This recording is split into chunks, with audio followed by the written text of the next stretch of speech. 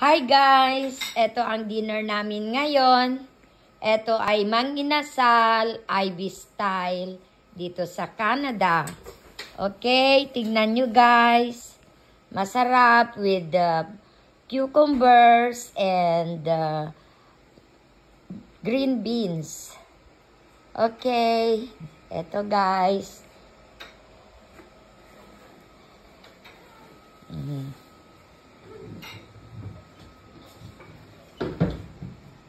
Ito yung para sa apo ko. Spaghetti. Ala IB style. Magaling magluto itong daughter ko. Okay guys. Kakain na kami. Halika kayo at kain tayo. Thanks for watching. I love you all. Bye!